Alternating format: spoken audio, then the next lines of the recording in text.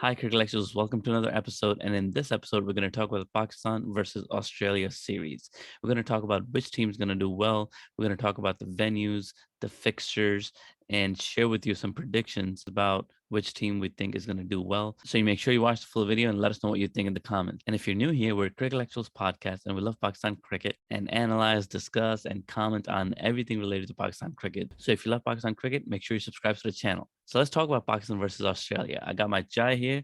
I'm ready. I got my cake rest. Let's do it. So Pakistan versus Australia 2022. What a year this is going to be with lots of countries visiting Pakistan and playing cricket in Pakistan. The Australian team is visiting after 20 plus years.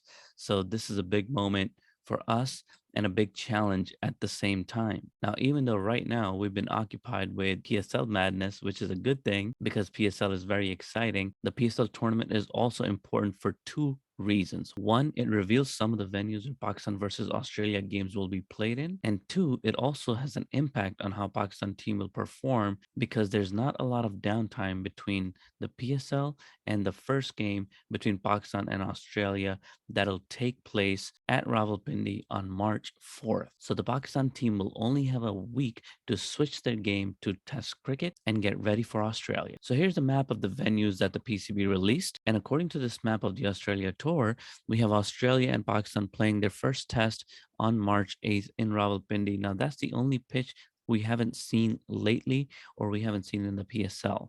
So that'll be an interesting contest. In this video, I'm going to share a few details about this venue with you, and hopefully that'll help you understand what we're going to be working with, what Australia and Pakistan will be dealing with in terms of the pitch on this ground. Because Rawalpindi has suddenly become the most important venue because the Australian Cricket Board asked Pakistan to move some of the games to Rawalpindi because that's where they felt the most secure, I suppose. Not a lot of details were shared about the reason why they moved games to Rawalpindi, but security concerns are probably the main factor in this move. Nevertheless, we have most of the games now being played in Rawalpindi, as you can see on this map. We have the first test match, then all three ODIs, the one-day internationals, are also going to be played here. And finally, the only T20 that the two teams will play during this series is also going to be played in Rawalpindi. So Rawalpindi gets to see 5 of the 7 games that Australia will be playing during this tour. For the second test, the teams go down to Karachi. Karachi we're pretty familiar with. We know it's a good batting track, and a lot of the PSL games took place there. And finally, Lahore, where the PSL games are taking place right now. And we've seen that the Lahore pitch is a little bit more difficult, more friendly to pace bowling, but it's also seen huge totals like multansultans 240 plus against the Gladiators. So a very interesting pitch. And those are all the fixtures. 3 tests, 3 ODIs, 1 T20. Now let's look at the venues a little bit more closely. And we'll start with Rawalpindi Cricket Stadium because that's where the first test is. So it's a beautiful stadium, but it is a small stadium. It only has capacity for 15,000 spectators. Not that for Test cricket we're going to fill up the stadium, but still, it's a ground on the smaller side. The number of total matches played here are 11, and wins that went to the side batting first are 2, and the wins that went to the side batting second are 6. So that's interesting. Apparently, the morning weather plays a big role. The new ball plays a big role here. And it appears when the pitch is more deteriorated, the second innings onwards, things get a little bit easier here. And that's probably why the sides batting second usually find more success at Rawalpindi Cricket Ground than teams batting first. But there are a lot of runs on this wicket. So if you look at the highest totals, it was 600 for 10 that India scored against Pakistan here. And the lowest total ever scored here was 139 at the loss of 10, which was West Indies against Pakistan. So a very interesting venue, and the toss might play an important role here. But it's been a long time since we've seen cricket in Rawalpindi, and I'm really excited to see it. Let's go to Karachi next. So National Stadium Karachi, a beautiful stadium, the largest in Pakistan. And here's what we know about it. The capacity is 40,000 spectators. The total number of matches played here are 43. Wins by teams batting first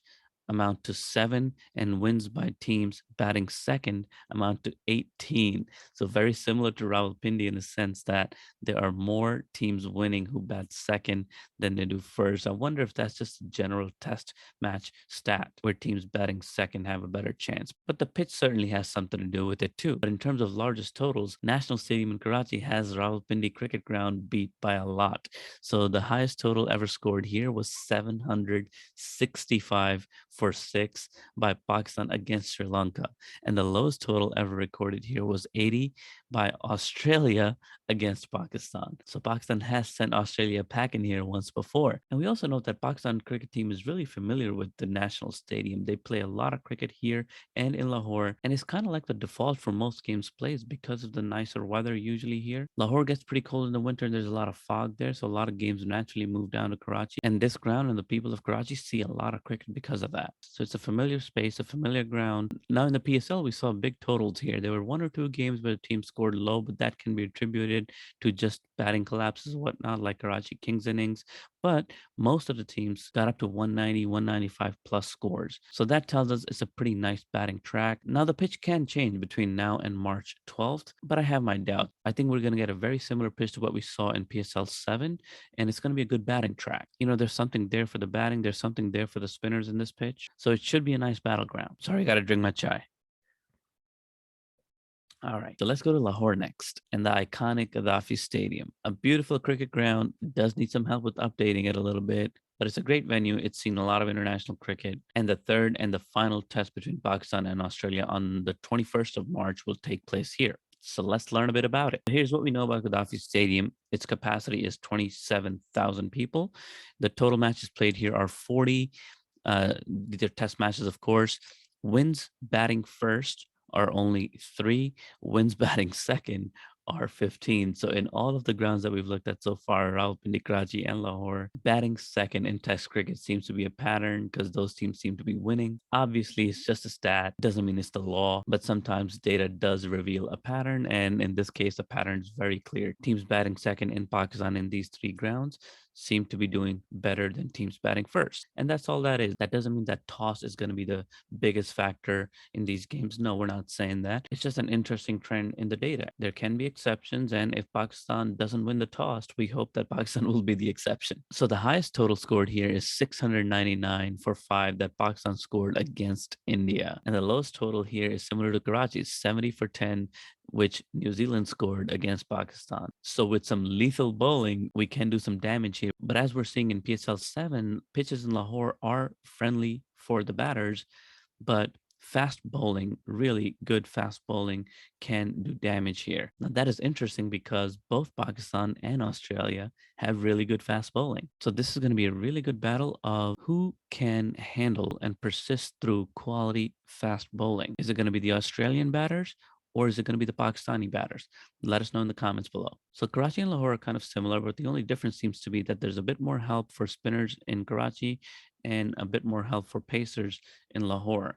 But both of these grounds have potential for a big total. And Rawalpindi is similar in this. Although it hasn't seen a lot of cricket, it does have something for pace bowling earlier in the day. And it looks like teams have been able to score big there too. And that's the review for the 3 venues. If you learned something interesting about a venue, give us a like and make sure you subscribe to the channel.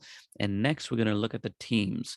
It's babarazam versus Pat Cummins, and there's a bit of a dilemma right now that Pakistan is facing. I'm not even sure if the Pakistani Cricket Board realizes this, but they have 1 week to help Babar prepare to lead the team once again after an abysmal performance. Let us know what you think about this in the comments, but it is not good that Babar leading Karachi Kings has won only 1 of the 8 games played in PSL 7 so far as of the recording of this video. Now, up until yesterday, Karachi Kings record was 8-0, and then they won a game. Poor performance from Karachi Kings.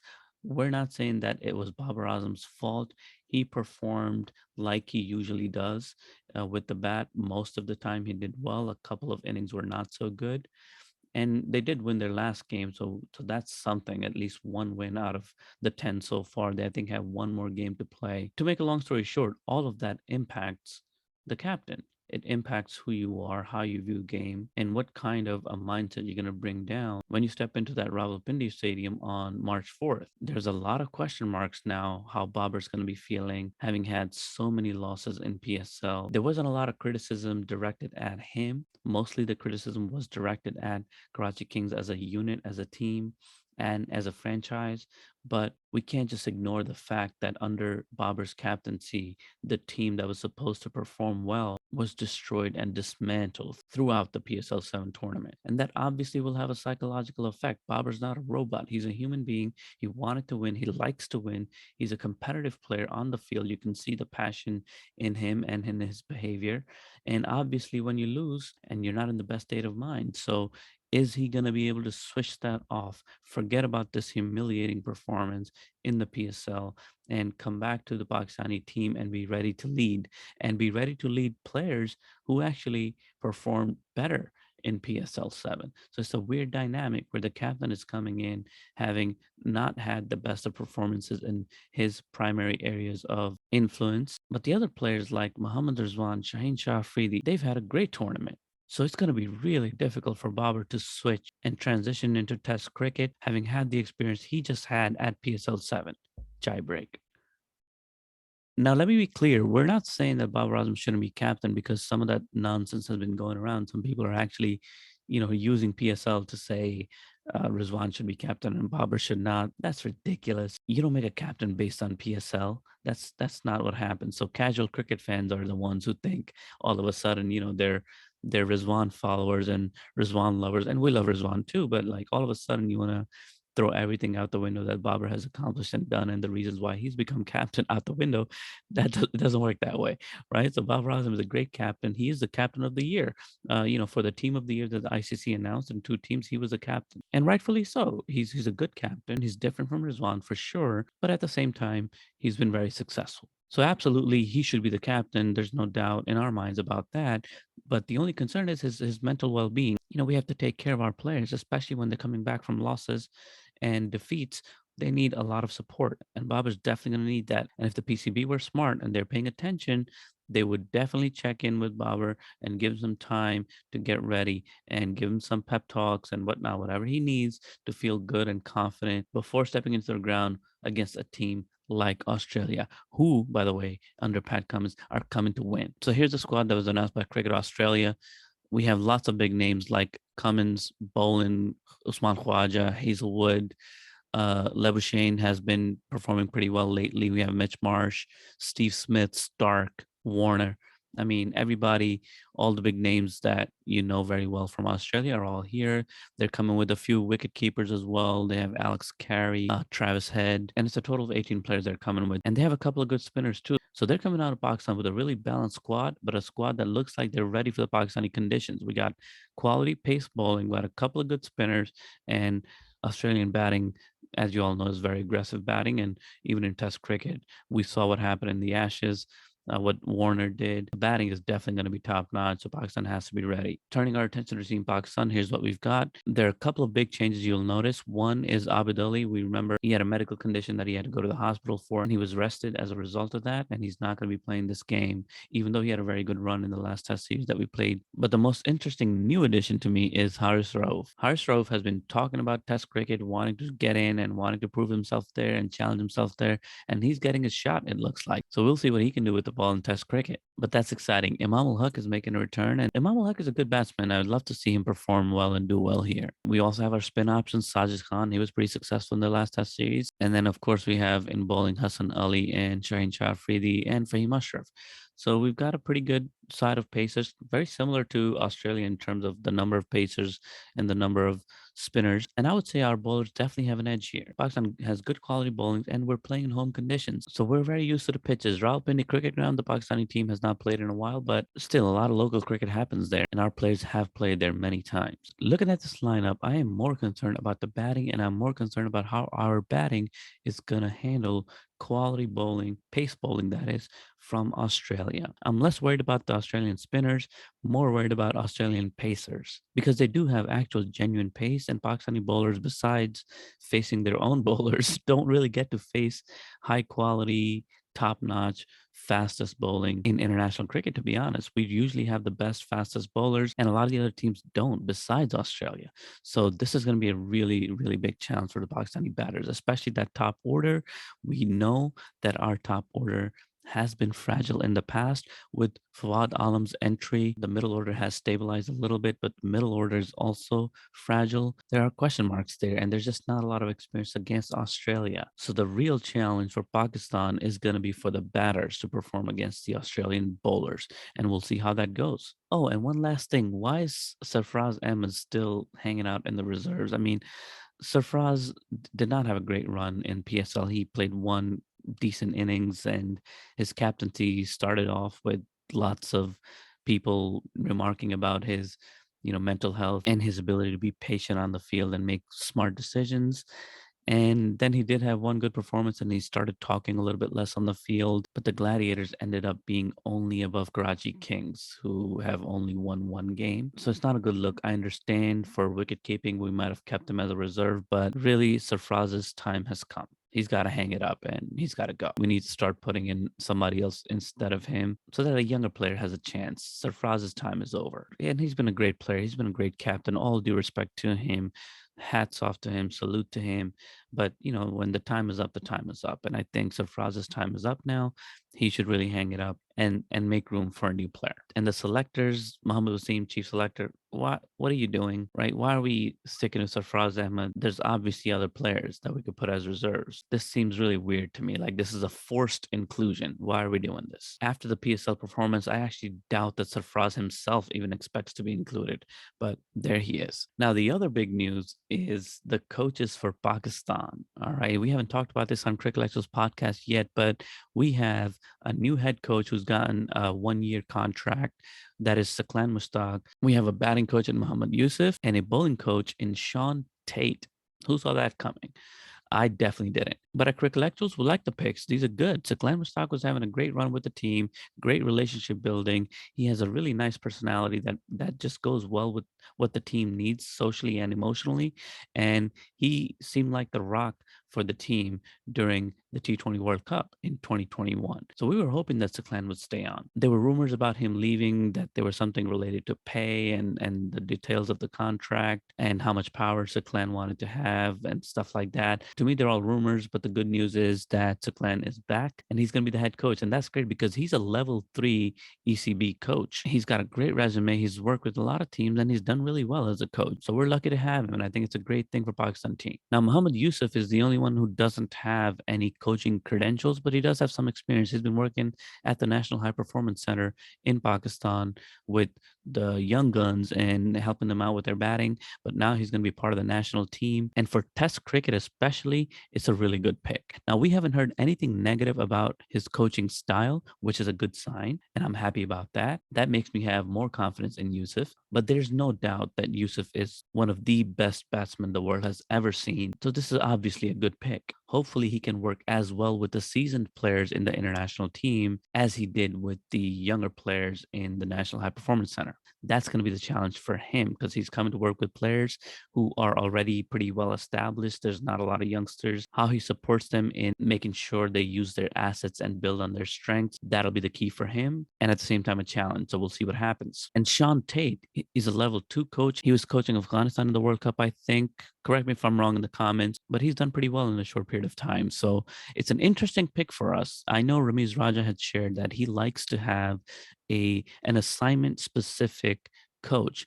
And I think what he means by that is a coach specific to a series that's coming up. So the next assignment that Pakistan has is the test series against Australia. And Ramiz has gone with an Australian to help the Pakistani team play against Australia. That makes a lot of sense. And we're good with that. The only question mark here is his limited experience. He's a level 2 coach, so he does have credentials, but not the highest credentials. But the biggest asset, obviously, that he's bringing is one, his knowledge of pure fast bowling, but also, and most importantly, his knowledge of Australian cricket. Some of the Australian players he's played with and he knows well. He's going to be a really big asset. So overall, very good picks for coaching. No complaints whatsoever. PCB, you've done well, but we'll congratulate you after the series ends because we don't know how it's going to work out. And that brings us to the closing of this video and time for some predictions. So to make the predictions, let's look back at the map and let's talk about Test cricket first. And just a disclaimer, going by my record of PSL predictions, I don't know how much weight I would put on these predictions.